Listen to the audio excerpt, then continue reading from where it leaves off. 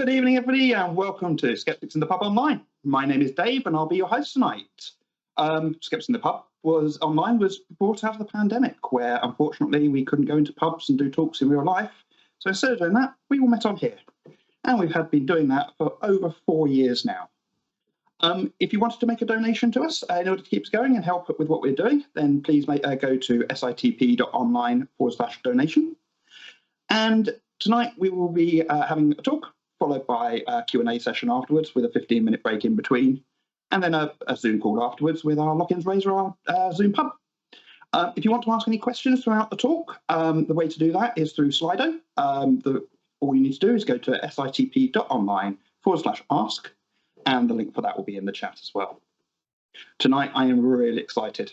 Tonight, we have the absolutely fantastic Robert Llewellyn of Red Dwarf fame, of Scrap Heap Challenge fame, and more recently, 14 years today of Fully Charged, including their online stuff as well as in live in-person events. So I'd like you all to put your hands together and give a big warm welcome to Robert Llewellyn. Thank you very much indeed, and it's very kind of you to invite me, and it's really lovely to be here. I mean, obviously it is a bit weird because now I do live events where you're actually there, and now I'm in a room on my own looking at a camera lens and there's no one here. But what I just want to say is I'm going to do a little talk about what I've been working on for the last 14 years, which is bizarrely, coincidentally, it is our 14th birthday today of the Fully Charged show. But then I'm very happy to then do questions, because I'm probably not going to mention Red Dwarf or Scrap Heap a great deal, but I'm very happy to answer questions about those if you want to ask that. But so I'll just do a very short bit of background of what the Fully Charged show is, why I started it, all that sort of stuff. So it started in 2010. In the noughties, I had worked in California a lot making Scrap Heap, and the American version of Scrap Heap was called Junkyard Wars. And during that time, I just kept hearing about and meeting people who were working on electric vehicles. But I mean, I didn't even know that that's what they were called, but they were talking about battery management systems, battery packaging, electric drivetrains. It was really weird stuff that just sounded like it was just for forklift trucks or, I don't know, just weird things. It didn't sound like cars. And it took me a long time to kind of work it out, and gradually understood why this was happening. And this was very much a technological development in Silicon Valley as opposed to either the European car makers or Detroit in America. It wasn't the car makers, it was the computer industry, engineers and technicians and, electronics specialists who understood batteries in laptops, in phones, in computers, and, that was their bread and butter. And they just extended that and said, well, let's put these batteries in a car and see what happens. So that was, and this is pre-Tesla. We're talking 2001, 2, 3, 4. That was the era I was working there. And the reason they were doing it was because there were a lot of government mandates, particularly in California, to try and improve air quality. And that was the main driving force behind what they were doing. The air quality in Los Angeles in the 1980s, when I first went there, was mind-bogglingly bad on certain days, really, really toxic. 2 million cars in one city is just not a good idea, particularly American cars with massive engines, no catalytic converters, leaded petrol. All those things were introduced in California in that sort of 20-year period. And eventually there was a mandate in California that said that if a car manufacturer wanted to sell any cars in California, they had to have as part of their range either a zero or an ultra low emission vehicle. And that was the way they encouraged the car makers to start thinking about how to make cars that didn't belch out tons of toxic gas. And which is where the Prius came from. So the Prius in particular was made for that particular reason, to try and, so that Toyota could then carry on selling millions of massive, heavy petrol and diesel pickup trucks, because that's what people want. Apparently, I've been told that many times. So that was where my interest sort of started, but it took a long time. So it wasn't until, I'm talking about, 2004 or 5, I think was the last time I worked there for a long time. And I didn't start the Fully Charged show until 2010. So it took a long time. And I had silly petrol cars. I had a Land Rover, diesel Land Rover here, and I had a Volkswagen Golf R32. So I was anything but an eco warrior, tree hugging vegan. I was driving a ridiculously, stupidly overpowered, noisy petrol car and a clanking, filthy, dirty diesel, because that's all there was. And that was normal, and it still is normal for the vast majority of the world's population. But I started to think about it, and that's really what inspired the Fully Charged show and what was going. I knew by then there were some big changes taking place within the automotive industry, and that has been thankfully proven to be the case. So one of the three topics I'd love to cover actually it's four. It's 3.5 to 4 topics. It's batteries and battery technology. It's China and what's coming out of China in terms of cars. It's the charging infrastructure in the UK, and then the oil and gas industry. And so those are the kind of 4 things that have really changed in the 14 years I've been making the Fully Charged show. And one of the things, let's start with batteries, because batteries are so intrinsically boring.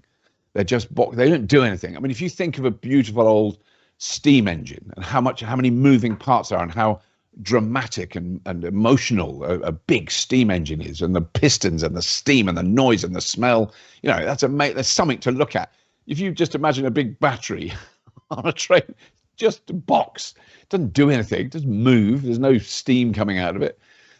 Just a boring box. And so it's very difficult to become interested in batteries or to explore the interest in batteries. But I just want to say the real key thing for me is any opinion you or I might have about the efficacy of batteries, the longevity of batteries, the recyclability of batteries, the energy density of batteries, anything we say today about batteries is out of date by this time tomorrow. The development speed of batteries is mind-bogglingly fast.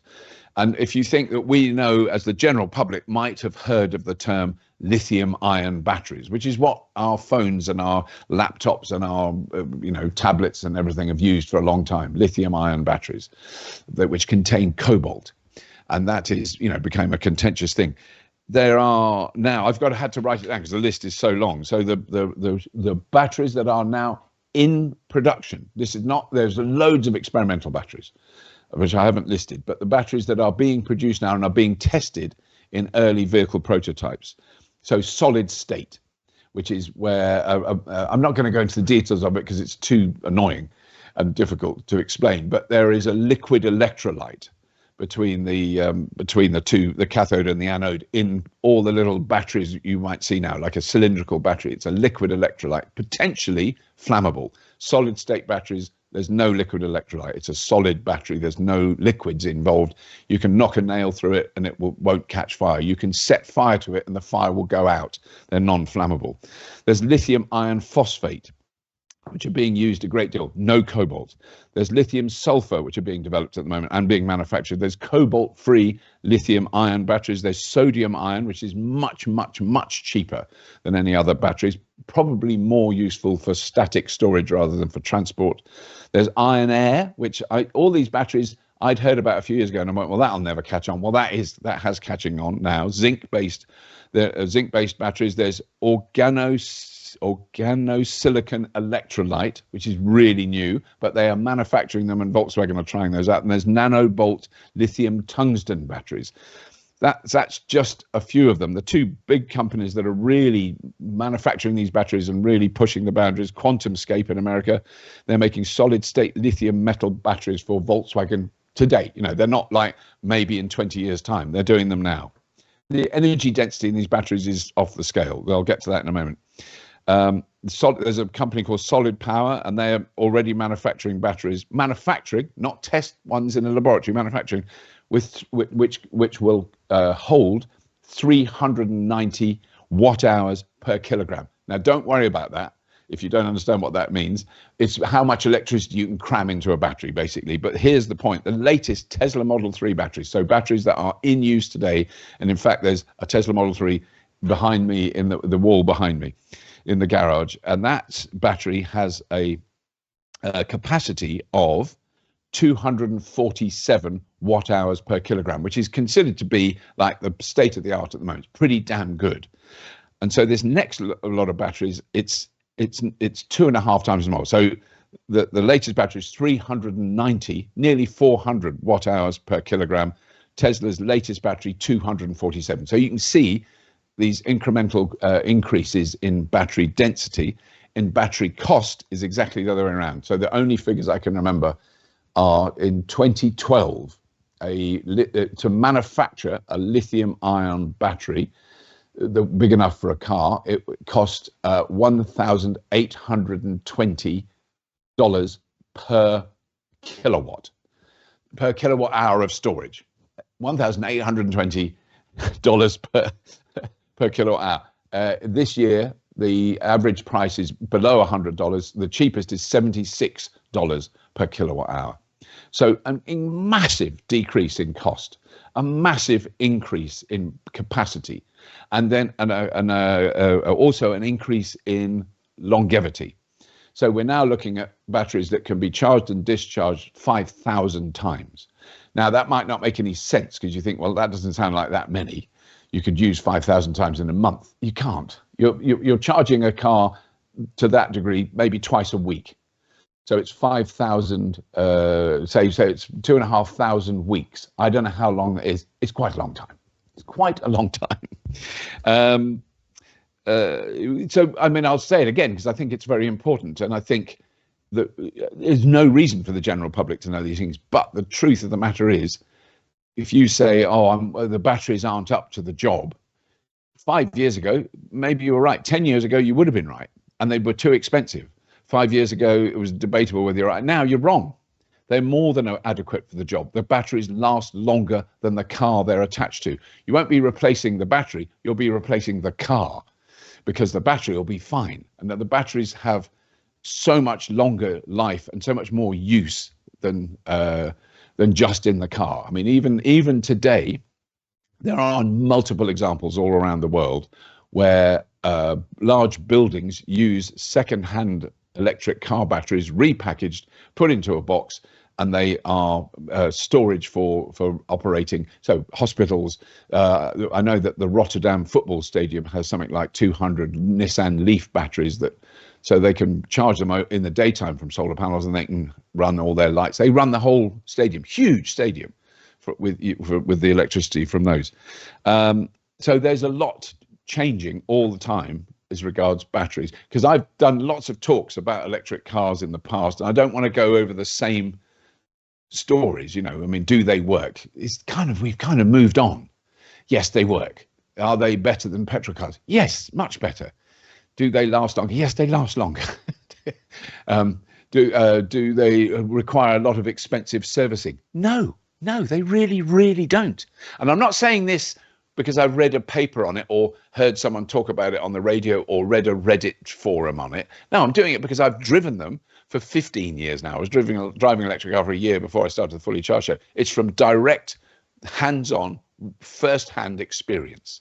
They don't need all the attention that petrol and diesel cars do. And I know about petrol and diesel cars because I drove them for 40 years. So I'm in a unique position where I really know what a pain in the backside petrol and diesel cars are and how much they cost to maintain and run efficiently. And I know from experience now, 14 years of experience, that electric cars are just cheaper and easier to use and they last longer. Just very briefly, how many moving parts are in a 4-cylinder engine, petrol engine, just an average engine in a normal car? It's about 2,500 moving parts. They all need lubrication. They need cooling. They all get worn down. How many moving parts in an electric motor? 1. It's as simple as that. They are more efficient, they're cheaper, and they're better. China. I want to talk about China, and I'm just going to check my timer, which, of course, I forgot to start, but I'm starting it now.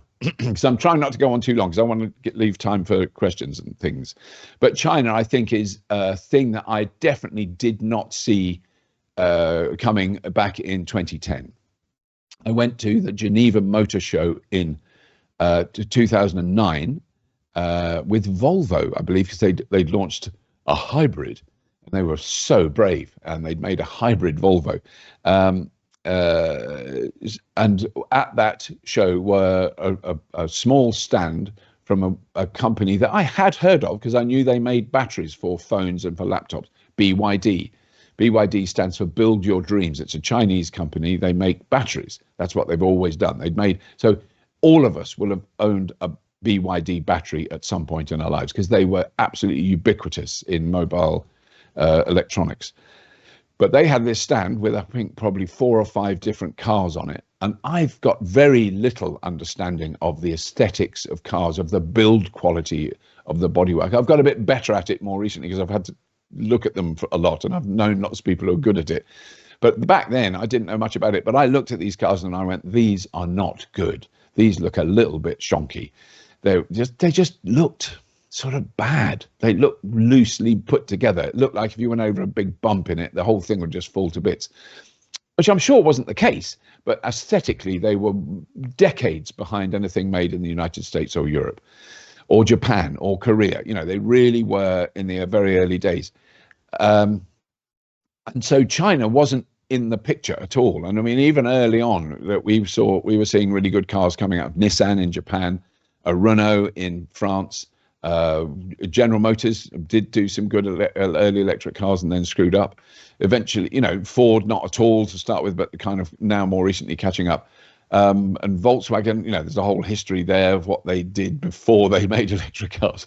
Let's remind ourselves what they did wasn't terribly good with their diesel, but we'll leave that for now. But definitely didn't see Chinese cars as a thing with electric cars. But what you've got to now, what I want to underline now is the difference between a Mercedes, an Audi, General Motors, Ford, Volkswagen, Fiat, Renault, Citroën, all those companies that we've all heard of. They've all made for many, sometimes for hundreds of years, but for many, many decades, petrol and diesel cars, combustion engines. They have big factories that make combustion engines. I will read out now a list of cars that have never made, car companies, massive car companies that sell hundreds of thousands, if not millions of cars every year that never made petrol engines or diesel engines. BYD being the obvious one, a battery company that now makes cars. NIO, Chery, Shangan, SAIC, Zeekr, Great Wall Motors, Geely, Xpeng, Dongfeng, Wuling, and Li Auto. Those are all Chinese car companies. I have to admit that Great Wall Motors do make cars with combustion engines, but none of the others do. And they all make really good, really efficient, really cheap, really well made, very sophisticated software, really good electric cars. They've had a lot of practice. They've hired some of the best people, car designers, engineers in the world. The amount of people I've met who work in the automotive industry who worked in China for 5 years is off the scale.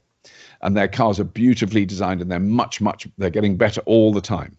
And there's a lot of them. So there's if you look at a pie chart of which countries have electric vehicles, we've often heard of Norway.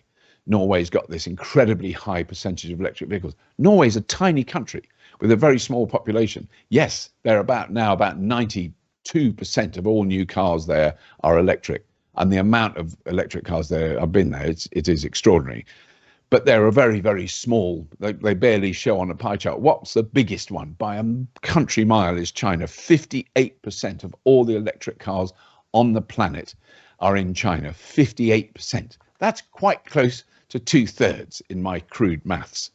They're much cheaper. They're much cheaper. So if those of you who have seen the Fully Charged show may have seen episodes done by Elliot Richards, who lives in Shanghai. And we're so lucky to have him do this. So he's now currently doing a lot of reviews of a lot of new cars that have just come out recently. And there's a big car show, I think, in Shanghai at the moment that he's attending. But for instance, one of the ones that caught my eye was the Dongfeng E1. So there's a lot of super cheap, tiny little sort of urban runabout electric cars that are around $3,500 to $4,000. So £2,500 for a new car. An electric car, it's got steering wheel, it's got 4 wheels, got windscreen wipers, it's got doors. It's not a luxury vehicle, and it's very, very small. So I'm not really counting them. But the Dongfeng E1 looks like a proper car, like a small compact SUV. It's got about a 180 to 200 mile real world range, and it costs $7,800 in China. That's about £4,500 for a new car. Now, no way. One is that car coming to Europe or to the United States. It wouldn't pass all the safety regulations and all those things. But it gives a clue as to what is happening and why the Chinese market is such a huge threat, why the Chinese automotive industry is such a huge threat to existing legacy automakers here. One, they never made combustion engines, so they're not worried about selling combustion engine cars. That's not what they do. They don't need to bother about it. Two, they've pre-purchased the raw materials that they need to make these machines a long time ago. We're talking 10 years ago. They are not short of the materials they need to make these cars. They just don't have that legacy behind them, and so they can sell an electric car for the cost that it actually makes, and they make a profit. And they can do that. Now, when you look at the old legacy car companies in Europe and America, massive market to sell diesel and petrol cars. They could already now, and they're now beginning to admit this, undercut the prices of a new petrol car with a new electric car because they're cheaper to make. And this is the lie that we've been fed. Oh, well, yeah, electric cars are more expensive. Yeah, why are they more expensive? I'll tell you why. Because the manufacturers don't want to destroy their existing market. It's nothing to do with the technology or the cost of the technology now. It was early on, no longer the case. Renault could make a much cheaper, really good electric car, much cheaper than any of the petrol cars they do. But what does that mean? No one's going to buy the petrol cars, and they still rely on those petrol cars to keep them going. So they are in an absolute pickle. I don't even blame them. I don't think it's wrong that they're doing this. I just think we need to know that. And what's the biggest threat to the likes of all those companies? It's Chinese cars, because they'll bring in a BYD Atto 3. Really amazing car. My sister-in-law drives one in Australia. It is really impressive. Really, really impressive. Really goes a long way. It's really cheap. It's really cheap to look after and to charge it. And those cars are going to sell like hotcakes. BYD are coming here big time, to not just to the UK, but to the whole of Europe. They're opening literally thousands of showrooms around Europe and the UK. They already sell millions of cars in Brazil, in Australia, in New Zealand. So these things are happening outside the remit. I'll just use one example of the Daily Telegraph and the Daily Mail, who are spreading ridiculous stories. I'll get to that in a minute. So there are now hundreds of millions of electric vehicles in China and Asia, hundreds and hundreds of millions. 280 million of them only have two wheels. So electric scooters and electric mopeds have made a massive impact in Asian cities in particular. They've become incredibly popular. No one now is going to buy a little two-stroke, noisy little dirty scooter with a load of smoke coming out, two-stroke, awful, inefficient, breakdown, they're unreliable. They've now used electric scooters that have swappable batteries. They have swappable battery bays on the streets. They're much cheaper to ride. They're much quieter. The air quality has improved enormously as a result of that. That revolution has kind of already happened. The estimate is 280 million electric mopeds and scooters in the world. And there are around about now 420 million electric vehicles in the world. And that includes buses, delivery vans, trucks, vans, as well as private cars and taxis. So there is an enormous shift going on. And it's particularly in countries that we maybe don't hear about. But Brazil is really adopting electric vehicles very rapidly, and they're all Chinese, all of them. There's no one else selling electric vehicles on that scale.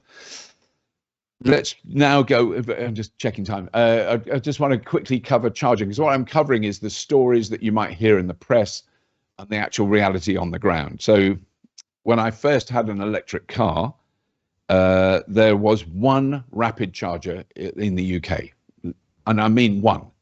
And it had been brought over from Japan. All the instructions and controls were in Japanese. No one could speak or read Japanese.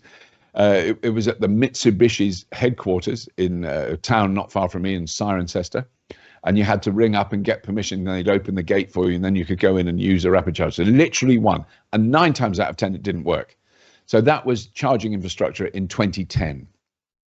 There are now, and I just checked today, 11,620 rapid chargers at many thousands of locations across the world.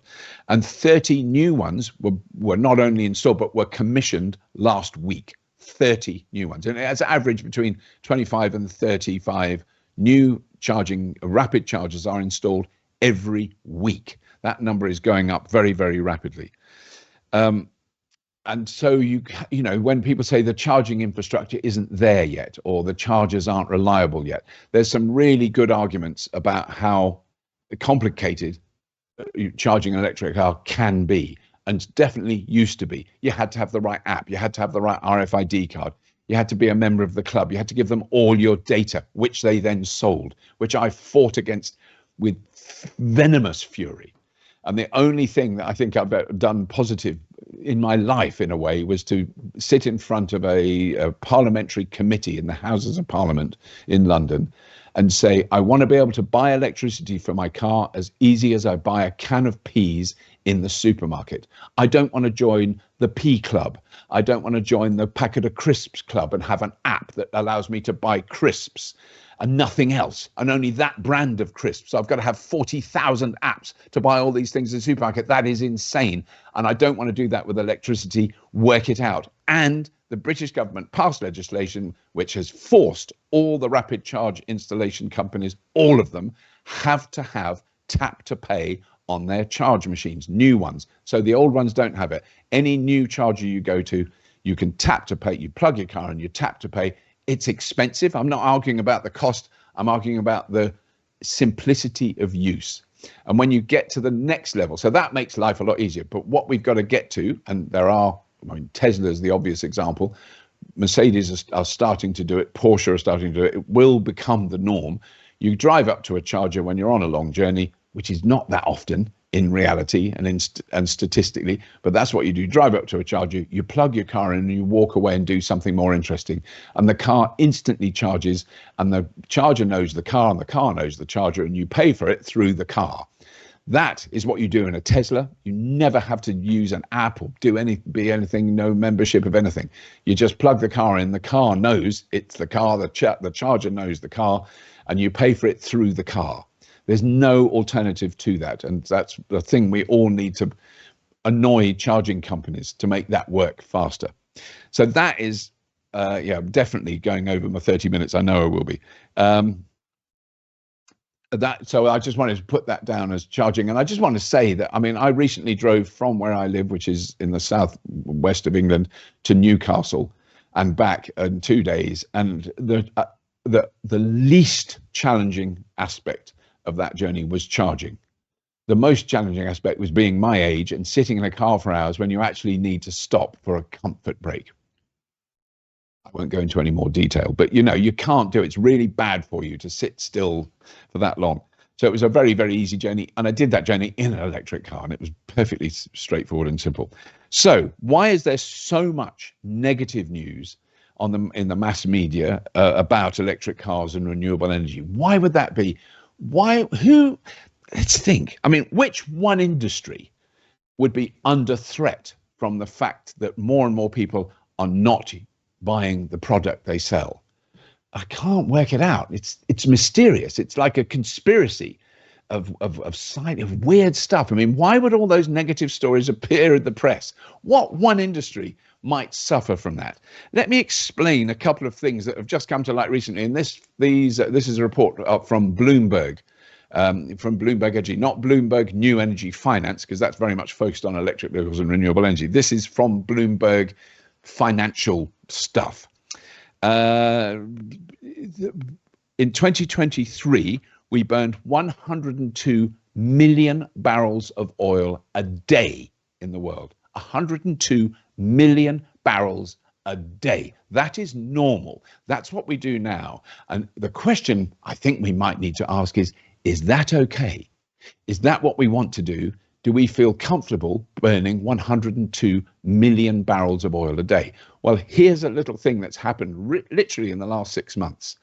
It is now estimated that that demand has dropped by 2 million barrels a day because of electric transportation all around the world. This is not just the UK doesn't use this, is the world is using this, and it's dropped by 2 million barrels a day. And I had to work out how much that was at the current cost of crude oil, which is about $84 a barrel. It's fluctuating between 82 and 86. So it was 84 today.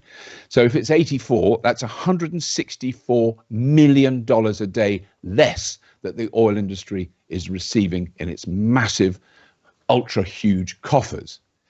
That's quite a lot of money. I mean, if you compare it to the total sum they're receiving every day, it's a pittance. But $164 million a day, that's even more than Elon Musk earns. So let's face it, that's quite a big thing. So, and Bloomberg predict that by 2040, demand will have dropped by 40 million barrels a day. And at current prices, that's $34 billion a day less money going to the international oil industry. Would this upset that industry? Would they be slightly concerned that they're suddenly going to be $34 billion a day worse off than they are today? You can sort of imagine that they might be a little bit concerned, and they might be trying to critique the technology that is displacing that demand. And they might be reverting to fairly desperate measures, crushing car parks, creating potholes, catching fire all the time. I can't even remember all them. They're endless. There's the batteries are worse than driving a diesel tank through a kindergarten. There's all that stuff. It's utter garbage.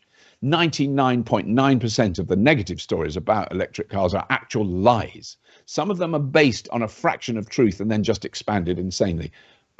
Just to go back to my drive, that from here to Newcastle and back, I was held up twice by a traffic incident. They were vehicle fires. The first one was a Land Rover Discovery. It was on fire. No one hurt, thankfully. I could see all the people who got out, and the fire brigade were there, and the cops were there and everything. The second was a Toyota Hilux diesel pickup. Those two vehicles caught fire on British motorways. I've never seen an electric vehicle catch fire on British motorways.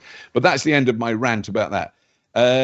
Just one last thing. I was asked recently to go on the BBC Newsnight programme on BBC Two. And the question was, are electric cars the answer? That's what they wanted to ask me. And I was talking to the researcher. And I said, are petrol and diesel cars the answer? Is what we're doing now okay? And that kind of threw them a bit. I said, I'm not going to talk about electric cars on your news programme. I want to talk about the oil industry and the impact the oil industry has on our lives. And we've lived with it for years, and we're totally reliant on it. I'm under no illusions about how everything I do and everything I buy has been transported by the petrol and diesel transport. But should we really start to think about alternatives to that?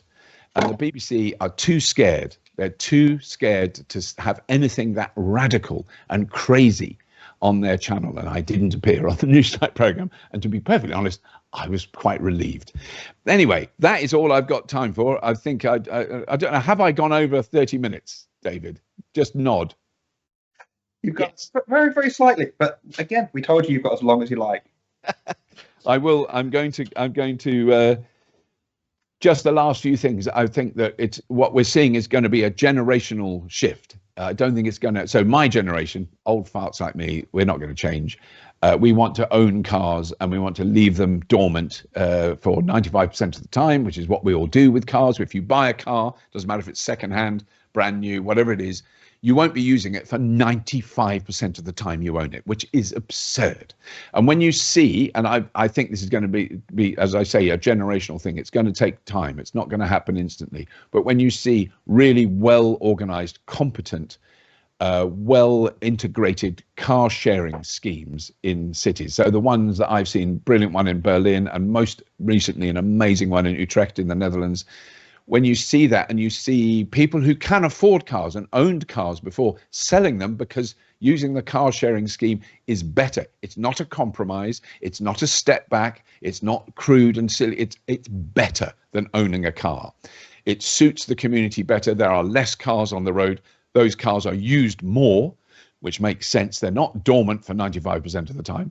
Particularly in Utrecht, one of the breakthroughs they're doing is some of the cars, not all of them, but about 1,000 of the cars that are in this scheme. It's a huge scheme. There's thousands and thousands of cars, but about 1,000 of them are connected to bi-directional charging.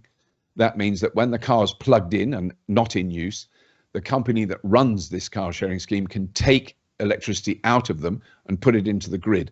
And when they do that, they make money. So they're charging them when electricity is very cheap, and they're discharging them when electricity is very expensive. And that is one of the ways that they fund the way they're doing. So if you think 1,000 cars that deliver 1 kilowatt hour each, that's 1,000 kilowatt hours, that's enough to run a couple of streets. If you think of what we've got in this country, and we're looking far, far into the future, but there's about 32 million private cars in here. Let's just narrow that right down.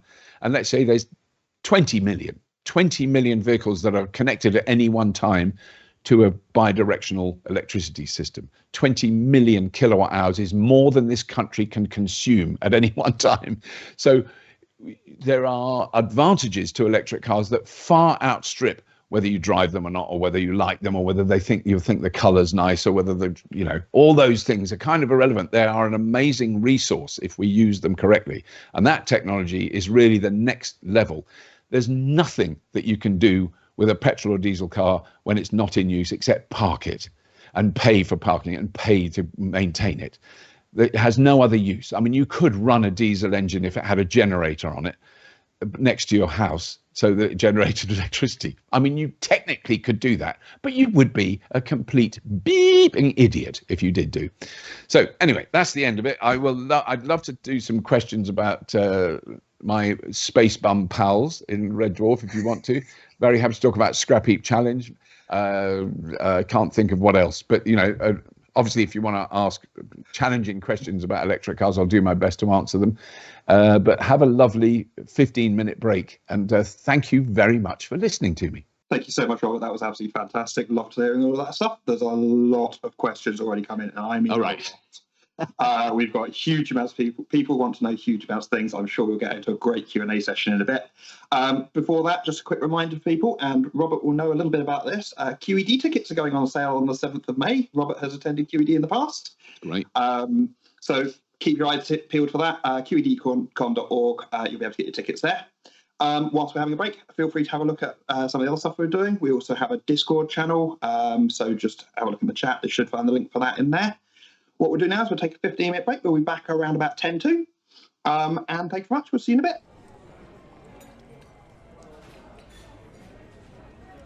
Hi, everybody, and welcome back. So hope you've refreshed your glasses and had a nice little break. We are now going to go into the Q&A with Robert Llewellyn. Loads of questions come in. Unfortunately, I do not think we're going to be able to get through all of them, but we'll do our best. So we'll start with a question from Skeptical Gumby. At QED in 2014, you spoke about algae-based energy storage systems. It sounded very interesting. What's the current status on them? Here's the big disadvantage for your brilliant memory, is that because I was going to quickly Google that because I can't remember anything about it. I think it's fair to say it hasn't been a massive industrial breakthrough. Because I can't think of anywhere. I wonder what that. I wish I've got to find out what that was. It would have been something I read about not long before that, and we'd filmed twice in Oxford at the Oxford Physics Department, which does a lot of research into energy storage, and so there might have been something there. But I'm scraping the bottom of my dusty old barrel trying to remember it. I'm ashamed that I can't remember, but all I can tell from not having heard about that more recently is that whatever that idea was, I mean, there's amazing things like some of you might have heard of gravitricity, which was where they were going to use old coal mines and drop a sash weight down them, 320-ton sash weight with loads of generators around. I mean, brilliant idea. You drop it down, that generates electricity. When electricity is cheap, you wind it up and you have this thing that will. It's a physical battery, and they haven't done it because the ground around the top of the mine needs to be so. It's they have structurally started using pumped hydro. pumped they're hydro doing is exactly the massive around the same, world. effectively the same thing. It's the same thing. Bringing a weight up and then lowering it down when you want it. And it drives a turbine. Exactly. That is exactly it. And I mean, Norway has an unfair advantage of having 5 million people. And as one Norwegian said, we've got 5 million people and 10,000 lakes up mountains. So they really have, they've got that. So their pumped hydro is off the scale in the size of it. There is a weighted battery building in China that we're trying to film, which has lots and lots of those big weights that go up and down, and it becomes a sort of multiple gigawatt hour storage system. But I mean, how genuinely economically viable it is, I really wouldn't know. But there's so many advantages. I mean, another one was pumping air into effectively a massive bladder that's under the sea by the coast, and you pump air into it when electricity is cheap, and then that's under enormous pressure because it's underwater, and then you let that air out to drive a turbine when electricity is expensive. And it's a genius idea, and it's kind of materially not that expensive, but holding down a huge amount of air underwater, I found out is quite difficult. If you were in a swimming pool with a football and you push it underwater, it really wants to come back up. I don't know why. It's something to do with physics. Yeah, I've heard something about this physics type stuff. It's meant to be really useful. Yeah. We'll move on to a question now from the Hollyhock Drive. Can you give us a good resource for facts for debunking all those electric car myths the right-wing tabloids keep peddling? Yes. So thankfully I can. So the Fully Charged show in conjunction with some journalists, with Quentin Wilson, who many years ago was on Top Gear.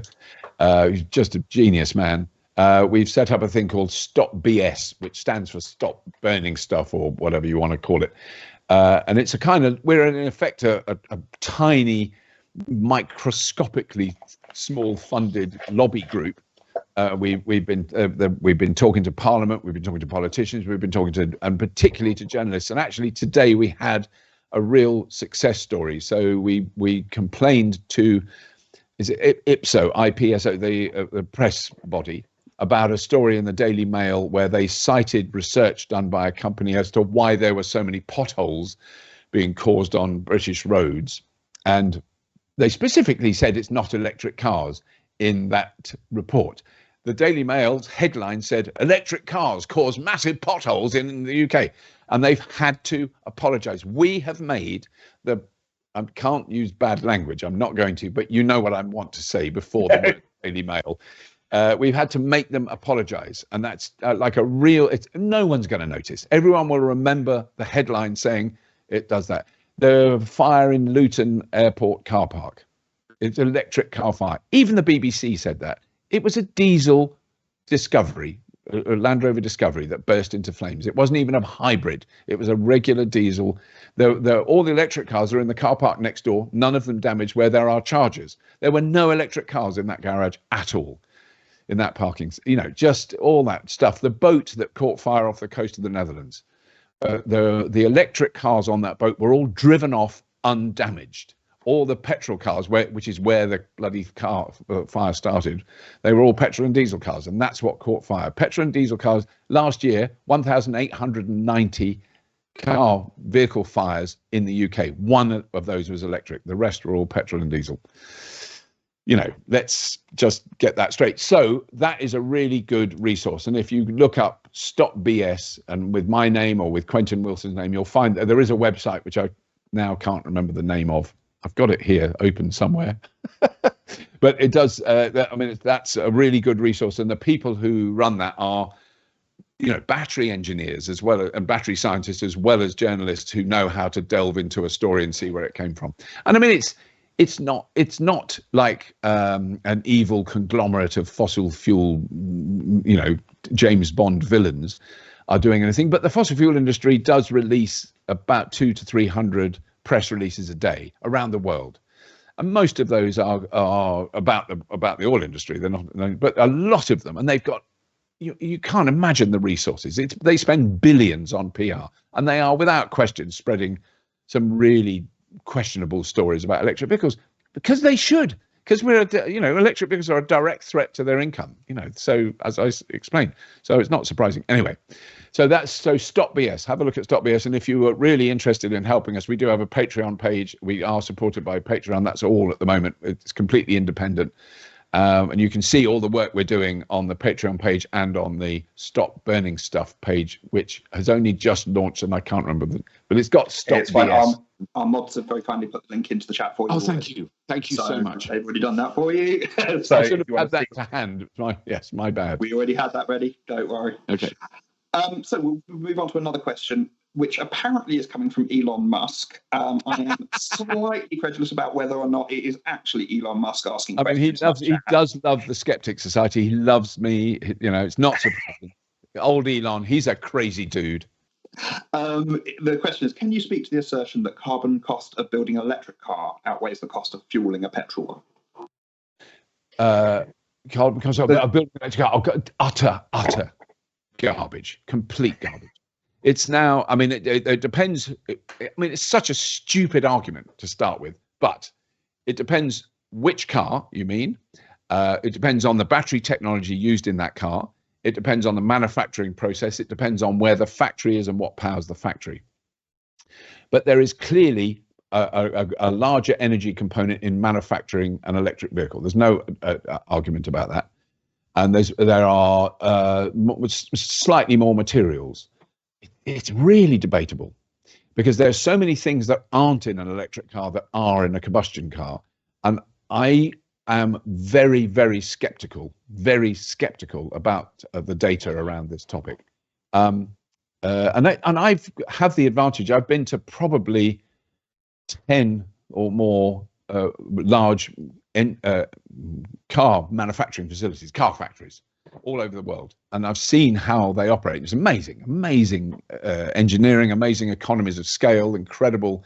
The logistics of getting all the components into the car and building it is extraordinary. I love going around car factories. I can't think of a better day than when I go around a car factory. But the difference in the manufacturing process of a petrol car and an electric car, people focus entirely on the batteries. Well, the batteries are changing. So if you look at a battery that was made in 2010, 2012, 2015, totally different. The impact of making that battery, totally different. The economies of scale that are now enabled from the massive factories that are churning out millions of batteries a day, you can't compare it. And here's the clue that makes me question the data that is used to come to these decisions.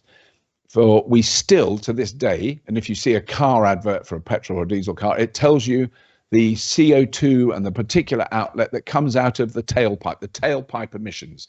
That's what we know about. We know, and we understand that. We can all understand when you're running a car, there's stuff coming out the back. You can measure that and you can judge how clean or dirty that car is. Where does that fuel come from?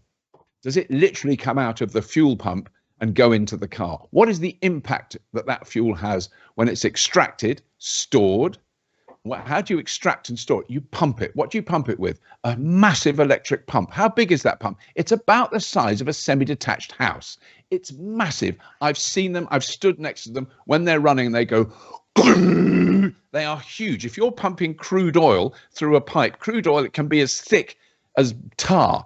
It doesn't move that easily. Massive, powerful pumps. Pump it into a tank that's stored there. Then it's pumped with equally massive pumps into a ship. That ship is the dirtiest form of transport on the planet. An oil tanker sits lower in the water. It has to push more water out of the way to get it along. It's burning bunker fuel to move it. That is filthy, and it has a massive impact. Then it gets to a refinery, let's say in this country, where it is pumped, again, with a pump the size of a house, that pumps it up into tanks. It's then pumped again into the refinery where vast amounts of electricity and cobalt are used to refine it. Now, the resources we get out of that oil are unbelievably valuable and important, and we can't ignore the fact that our world is built on that stuff. So apart from all the fuels, there's all the plastics and the petrochemical products and the pharmaceutical products and the fertilizers all come out of that fuel. And it's amazing. I'm not saying we should stop using fossil fuels. I am suggesting we ought to stop burning quite so much. I think 102 million barrels a day is quite a lot. So That lie about tailpipe emissions has been pushed and pushed and pushed by the car manufacturers and the fossil fuel industries, and they need to shut their mouths because they're lying about it. And we need to know that is a lie. Tailpipe emissions are nothing to do with it. It's the massive impact that the oil industry has in its entire process. And therefore, when some researcher who may well be funded, and they do fund a lot of research, and a lot of universities are backed by vast amounts of money from the fossil fuel industry, when they do ridiculous comparisons between the impact of building a battery electric car and a diesel car or a petrol car, I don't believe them. And I think they are wrong. There is clearly more, but all the most recent research is you're talking 5,000 to 6,000 miles in an electric car, and it's already has much less impact than a petrol car. And what happens after 10 years and 500,000 miles? That electric car has got cleaner and cleaner and cleaner, and the petrol car's got filthy, dirty, inefficient, masses of spare parts, masses of servicing, masses of oil that it uses for lubrication, masses of millions of gallons of fuel burnt once. It's utter bollocks. Sorry, I had to use one bad word. We're okay with that. So we'll take on a similar topic, but Andy Wilson asks, one of the scare stories is about the human cost of mining battery materials. Could you talk about that specifically, please? So yes, I mean, I think we have to be aware that everything that we use is dug up or grown. There's nothing else. And when I first heard that, I went, yeah, but what about, oh yeah, that's grown. Yeah, but what about, oh yeah, that's dug up. There's nothing in our world, in our material world, that isn't dug up or grown. And that happened long before electric cars. So long before electric cars, there were people extracting cobalt in the Democratic Republic of the Congo. Why? Because we use cobalt in huge array of products that we make. Before electric cars, forget electric cars. Stainless steel, in steel manufacturing, and a lot of metal, different metals. It's used as a catalyst to remove sulfur from diesel and petrol. So the oil industry uses a lot of cobalt.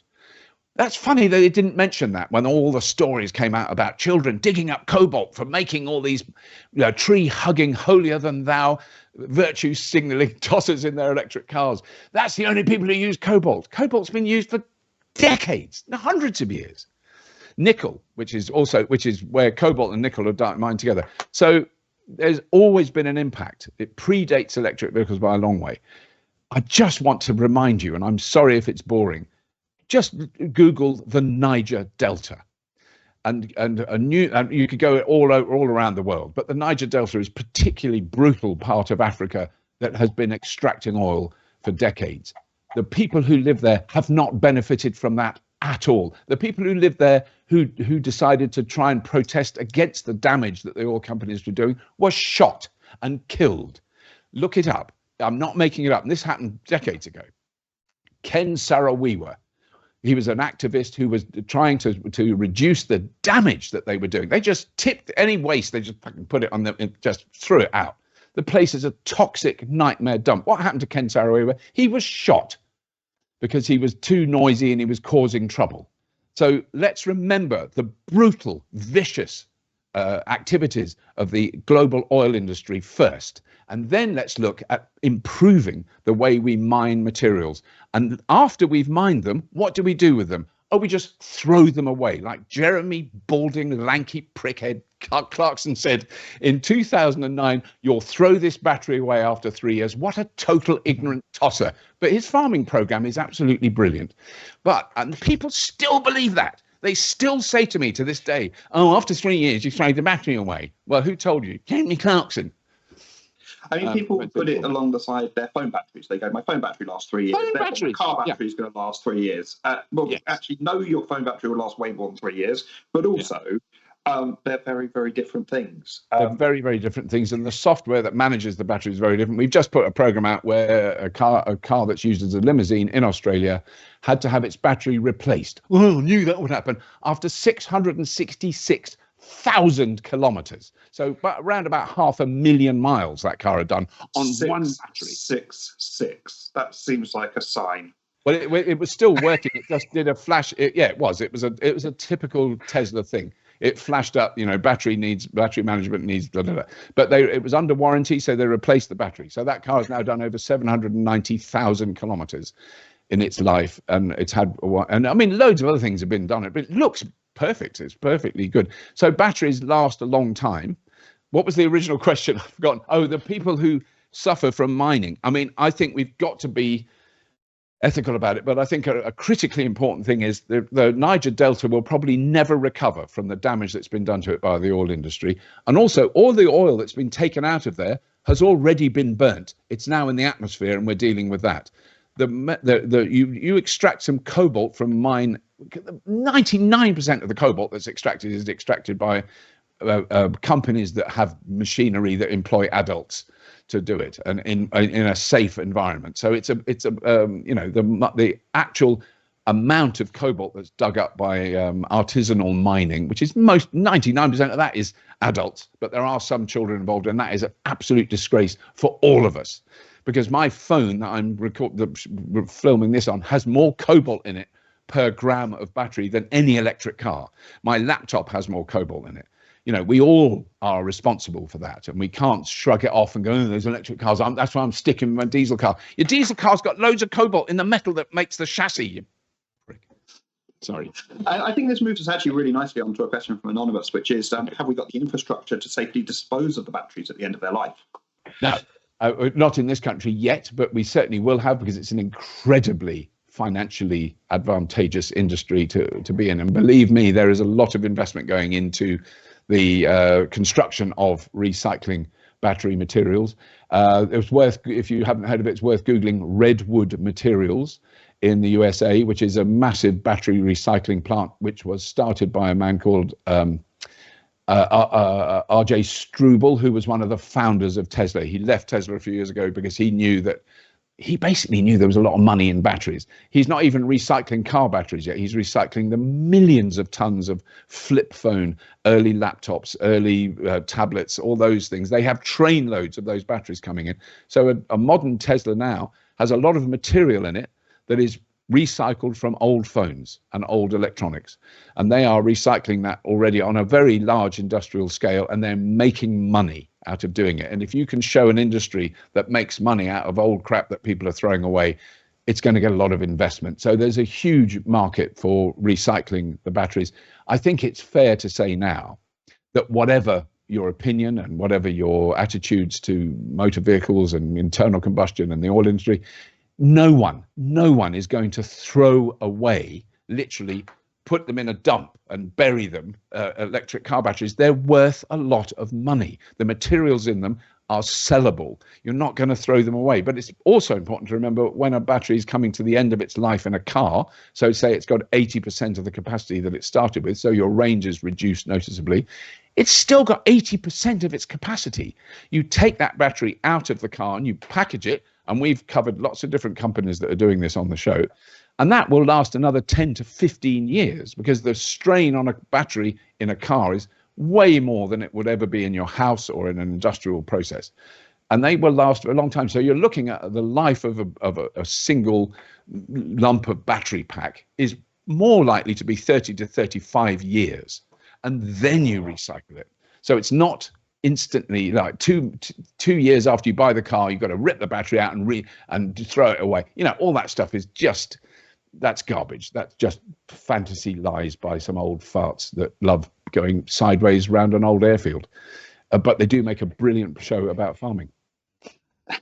So I've got a question from Igor here, which is about the alternatives to storing energy in batteries. So what is the future of hydrogen, or is everything else a dead end? Is it just electric, or is there other options out there now? I don't know. Who knows? No one knows. But I mean, there's clearly a critically important role for hydrogen.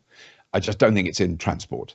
It's going to be in industrial processes, and it's already happening. So there is a stainless steel factory in Sweden that is using hydrogen that's been split using renewable energy. I mean, it's a specific factory that doesn't use any fossil fuels at all, and it's making really high quality stainless steel already. It's been going for a few years, and they use hydrogen to heat the steel. So it's got really critically important roles to do.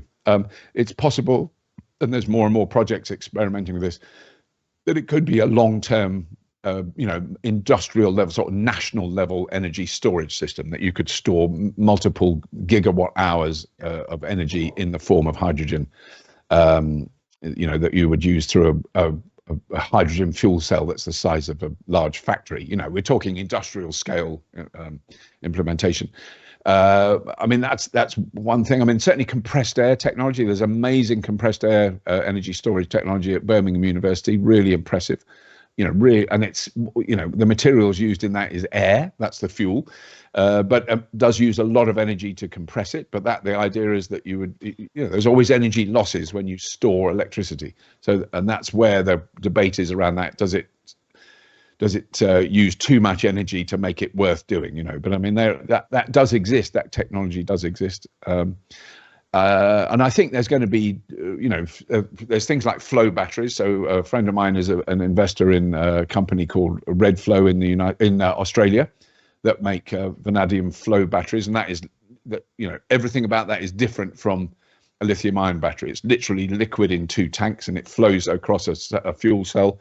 And then it stores the electricity from that, and then it flows the other way and it releases the electricity, and it benefits from being charged to 100% and discharged to 0. It lasts for, it has charge cycles in the tens of thousands, and they're already in use. They're in use all over the world, particularly for remote cell towers for phones, where they have solar panels next to them. That charges the battery. The battery runs the cell tower 24 hours a day. So, that's not that new technology. It's quite old technology. And there's millions of those batteries in use around the world already today. So there's going to be lots of alternatives. I want the gravitricity one to work, and I want the big bladders under the sea to work. I think I'm probably going to not live long enough to see that come to fruition. We'll bring this up to you 10 years' time. So 2014, you mentioned algae batteries. You're now mentioning this time. Yeah. 10 years' time, you'll have forgotten about it again. Yeah, someone will say, what about the bladders underwater? I don't know about the bladders underwater. I know I've got a bit of problem with my bladder. So we are getting towards the end, so we're only going to have a couple more questions left. So next question comes from Karen Tankerus. We need a friendlier noise than the traditional horn to let people know that an electric car is close by. What noise do you suggest? It is a difficult one. This is part of my I'd love, if I was clever enough, I'd like to do a PhD on the human reaction to new technologies. So the notion is an electric car is silent, and therefore it can run you over because you won't know it's coming. And when I first heard that, I went, I can understand that fear, but I kind of already knew by then that electric cars aren't silent. So if it's going over 5 miles an hour, it's not silent. You can hear it. If it's going at 30 miles an hour down a street, it makes exactly the same amount of noise as a petrol or diesel car. It's no different at all. And this is the shame of, like, if you live next to a busy highway or a motorway, and I first thought, it'd be amazing if you live there and then all the cars are electric. No, it's exactly the same amount of noise. It would make no difference at all. Because modern combustion engines are silenced. They've got things called silencers, and they've spent millions of dollars and thousands of hours to try and make them as quiet as possible. That's been a huge driving force behind the car industry. But at low speeds, there's no question, at low speeds. So in the car park of a supermarket or in a multi-story car park, you can reverse an electric car slowly. And you'd have to kind of be lying on the ground with your ear next to the tire to hear, and it's really, really quiet. There's no question. There is a slight whine from an electric motor even at low speeds, but it's barely discernible. So there are, I think, a reversing noise is not a bad idea. A little one of those little things as it reverses. The Tesla I have it's a weird sound. It sounds like an alien with a stomach bug. I don't even know how to describe it. And there was another one a long time ago. I think it was a BMW that its reversing sound really sounded like a whale mother that had lost its offspring in the middle of the Atlantic. It was the most distressing, emotionally upsetting sound I've ever heard. It was really weird. So there are lots of different noises that electric cars make. But when I say the reversing, I think that's the time when it could be dangerous. And they've all got reversing cameras. But, sometimes people will be walking along, not paying attention, and an electric car could come out. I mean, I don't think you would have a fatality from that, but it would be a really bad moment. You'd be really embarrassed. So that's, but I think going forwards, I think it's important to remember that as a driver, it's your responsibility not to run people down. I don't know if you read that bit in the highway code, but it's fairly near the front.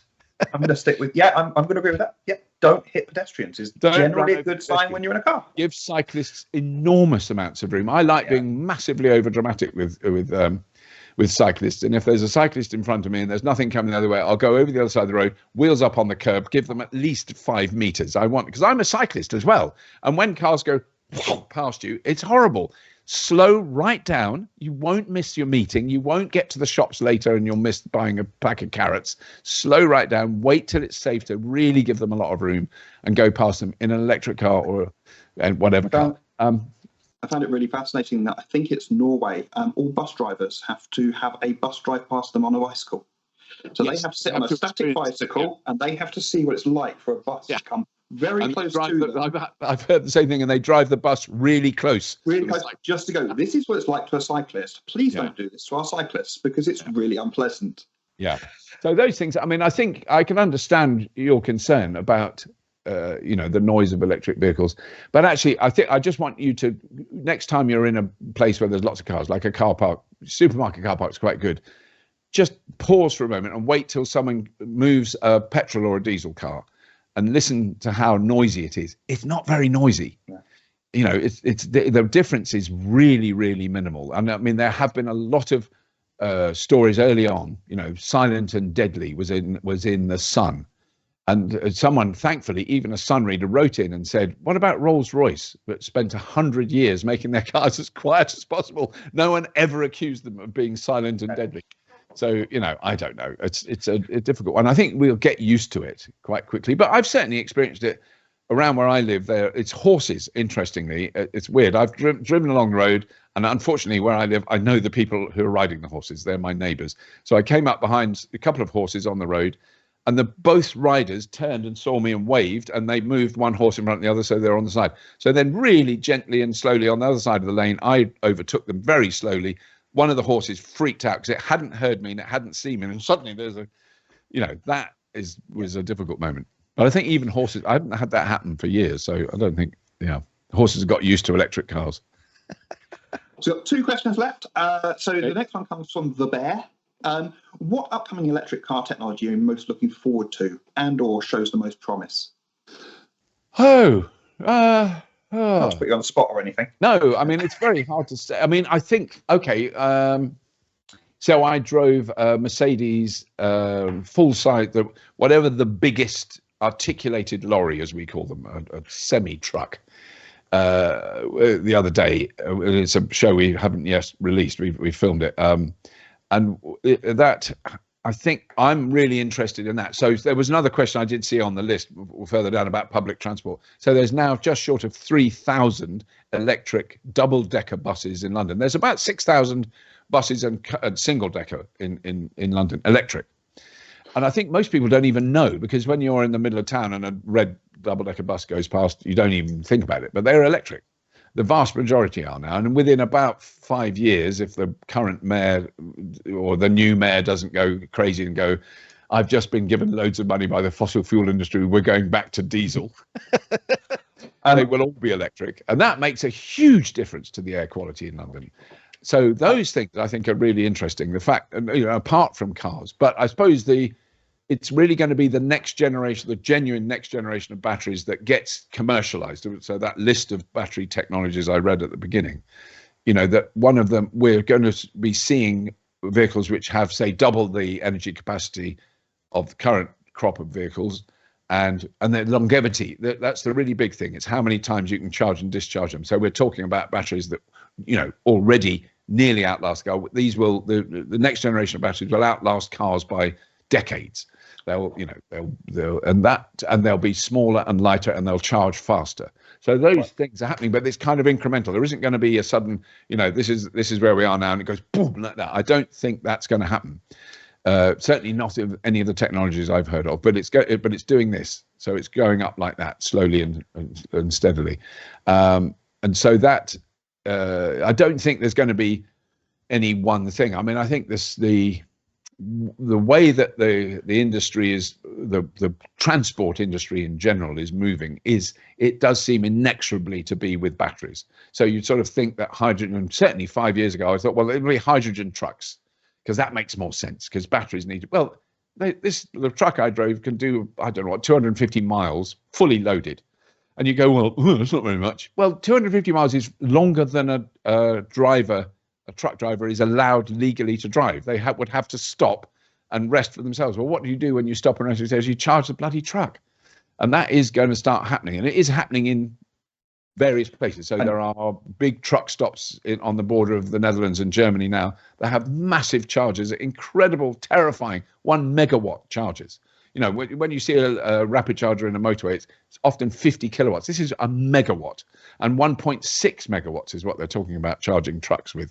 So they will add like 200 miles range in half an hour, which is the time the driver has legally to stop. So he's not waiting for it. It's just he's got to stop anyway. There's a retailer in the UK that has a electric fleet of trucks that go between their train depot and one of their normal depots. It's a 10-mile journey. They've chargers at both ends. When they're unloading, it's charging. When they're loading, it's charging. It goes backwards and forwards all day long. Not a problem. Yes. I was also about to say, I was going to say fortunate enough to live in Coventry. That is definitely not what I meant. I am fortunate enough that Coventry, as its city of culture, I think a couple of years ago, got fully electric buses. Yes. We do not have any ICE buses anymore. They are all electric in Coventry, yeah. And it really does make a difference. You don't get that big bellow of black smoke coming out of the back of it when you're walking. And have 3/4 of them burst into flames? No, it's weird. I think they're covering it up. They must be a conspiracy. Yeah. So I think it's the sort of broad range of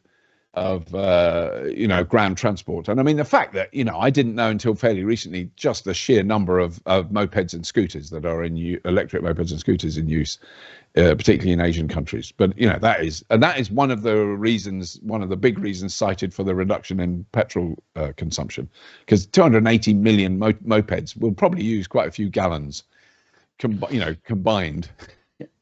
We're going to move on to our last question, which is from Rimmer. I'm assuming this is actually Chris Barry, and he's turned up to... Mr. Rimmer, sir. He's got a question for me. Oh, my God. Well, on that note, we need a good Crichton impression. What's your best one, is the question. Oh, is it? It's very embarrassing. What my Crichton impression? I don't know how... Feel free to call me a smeghead. I don't know. I'm really bad. It is weird, out of context of being in a studio with a bunch of half-baked space bums and a lot of rubber stuck to me. I find it quite hard to do, which is very sloppy. But I mean, I don't know. So the question was, what can I do an impression of Crichton? Yeah. I mean, it's a bit like asking, because Chris Barry used to do a lot of the voices on Spitting Image. So he did a very good Margaret Thatcher, and he's brilliant. He's such a brilliant mimic. But you wouldn't ask Margaret Thatcher to do an impression of Margaret Thatcher. And that's effectively what's going on. I mean, I can adopt a bit of I don't know I can't think of what to say as Crichton, but I mean, well, I'll try. It's been a fascinating evening and most efficacious for all members taking part. And humanoids are peculiar creatures with their own stains, skid marks, and unpleasantries. But if they're properly managed, they can be absolutely charming. Now I will have to leave and do some toilet cleaning. Fantastic. Thank you so much. Absolutely wonderful talk. Thank you so much, Robert. Really loved having you. It's been a pleasure. Brilliant. You can see a lot of Robert's stuff on the Fully Charged Show, which is on YouTube and also at fullycharged.com. Fullycharged.show. Fullycharged.show. There is also the Stop Burning Stuff website as well. When we finish this, we will also be opening up our Lock-ins Razor, our Zoom pub, as we do every week. So please feel free to come and join us there. And thank you very much, everybody, for coming and joining us.